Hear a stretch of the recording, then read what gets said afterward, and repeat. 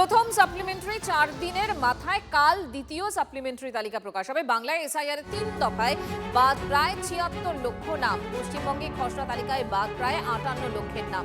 28 ফেব্রুয়ারি চূড়ান্ত তালিকায় বাদ 5 লক্ষের বেশি নাম। বিবেচনাধীন 60 লক্ষের মধ্যে 32 লক্ষের নিষ্পত্তি। সূত্র মারফত এমনটাই জানা যাচ্ছে। আর নিষ্পত্তি হওয়া 32 লক্ষের মধ্যে 40% অর্থাৎ 13 লক্ষ নাম বাদ। খবর কমিশন সূত্রে।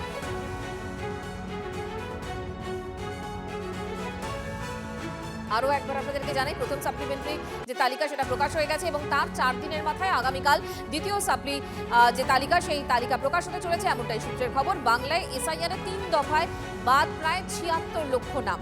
পশ্চিমবঙ্গে আর এই যে কাল দ্বিতীয় সাপ্লিমেন্টারি লিস্ট, ট্রাইব্যুনাল সেক্ষেত্রে কবে? ট্রাইব্যুনাল না হলে যে নাম বাদ গেল সেটা কিভাবে, মানে কোথায় আবেদন হবে, এই প্রশ্ন কিন্তু ইতিমধ্যেই অনেকের মনে রয়েছে। উত্তর জেনে নেওয়ার চেষ্টা করবো। শ্রাবন্তী সাহা আমাদের সঙ্গে রয়েছেন, আমাদের প্রতিনিধি জানাবেন। শ্রাবন্তী।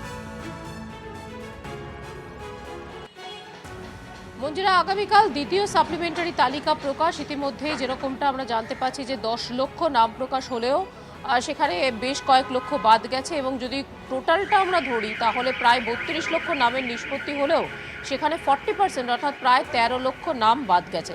এখন এই বাদের তালিকায় যারা রয়েছেন সেই সমস্ত ভোটাররা তারা কোথায় যাবেন? তাদের জন্য তৈরি হচ্ছে ট্রাইব্যুনাল, কিন্তু সেই ট্রাইব্যুনাল কবে সে নিয়ে এখনো পর্যন্ত যথেষ্ট ধোঁয়াশা রয়েছে। যেরকমটা জানা যাচ্ছে যে এই ট্রাইব্যুনালের জন্য যেমন বিজ্ঞপ্তি করে 19 জন বিচারক এবং বিচারপতিদের নিশ্চিত করা হলেও তারা কবে থেকে কাজ শুরু করবেন এখনো পর্যন্ত কমিশন বলেনি। তবে প্রাথমিকভাবে যেটুকুনি জানা গেছে যে ডিলিটেড ভোটার যাদের নাম থাকছে ডিলিটেড হিসেবে, তারা ডিইও অফিসে যাবেন এবং সেখানে আবেদন করবেন, সাদা কাগজে তারা আবেদন করবেন। অন্যদিকে অনলাইনেও আবেদন করা যাবে। সেই অনলাইনে আবেদন আজকের পরে করা যাবে কিনা সেটা আজকের বিকেলের মধ্যে সিদ্ধান্ত নিতে পারে কমিশন এবং কলকাতা হাইকোর্ট মিলিতভাবে এই সিদ্ধান্ত নিতে পারে এবং তারপর নিশ্চিত হওয়া যাবে ট্রাইব্যুনালে ঠিক কবে থেকে এই আবেদন করা যাবে। শ্রাবন্তী, ধন্যবাদ।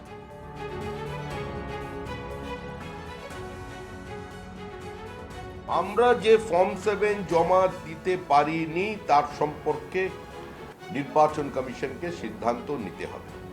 তাই সারা একটা কাজ করে আমার এসআইআর কমপ্লিট হয়ে গেল, এটা চলবে না। এইটা শ্রী গণেশ কুমারকে দেখতে হবে যে কোন অধিকারে কোন আইনের বসে পুলিশ ফর্ম 7 কে সিজ করেছিল আসানসোল। কদিন লাগবে, বেশি দিন লাগবে, কম দিন লাগবে, আরো বেশি বিচারপতির প্রয়োজন হবে কিনা সেটা নির্বাচন কমিশনের বিষয়। নির্বাচন কমিশনের জায়গায় আছে। আমি পশ্চিমবঙ্গের আমার দলের পক্ষের থেকে কথা বলছি যে আমাদের নেওয়া ফর্ম 7 এর শুনানি করতে হবে এবং যেগুলো আমরা জমা দিয়েছি দেবার পরেও এআরও এবং ইআরওরা যেটাকে সিস্টেমে আপলোড করেন তারও তালিকা আমাদের আছে। তাদের বিরুদ্ধে কি ব্যবস্থা হবে, সেই ফর্মগুলোর কি হবে সেটাও নির্বাচন কমিশনকে বলতে হবে। এসআইআর নিয়ে ফের মুখ্যমন্ত্রী মমতা বন্দ্যোপাধ্যায় হুঙ্কার দিয়েছেন। তিনি বিজেপি আর কমিশনকে একযোগে নিশানা করেছেন এবং উল্লেখযোগ্যভাবে একটি দাবি করেছেন, 2026-এর অগাস্ট সেপ্টেম্বরে দিল্লি থেকে কেন্দ্রীয় সরকার মানে বিজেপি সরকার চলে যাবে। আর আজকে যারা বিজেপির কথায় দালালি করছে তারপর আমি তাদের দেখব। পাণ্ডবেশ্বরের সভা থেকে এই দাবি করেছেন তৃণমূল সুপ্রিমো।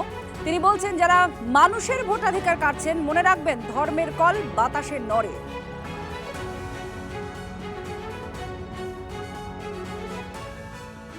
ওয়ান পার্টি চলবে না, ওয়ান পার্টি চলবে না।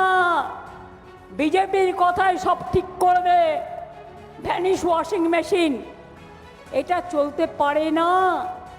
গায়ের জোর দেখাচ্ছে বিজেপি, কোনো আইন মানছে না। শুনে রেখে দিন, 2026-এর আগস্ট সেপ্টেম্বরে বিজেপি গভর্নমেন্ট দিল্লি থেকে চলে যাবে।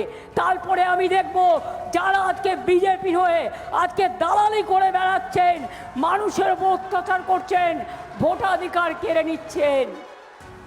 আমার কিছু করার দরকার নেই। যদি ধর্ম বলে কিছু থাকে তাহলে মনে রাখবেন, যারা অধর্ম করে ধর্মের কল কিন্তু বাতাসে নড়ে। আমি ওদের মতো নগ্ন ভাষায় কথা বলি না, আমি কথা বলি ভদ্র ভাষায়, মানুষের ভাষায়, মা মাটি মানুষের ভাষায়।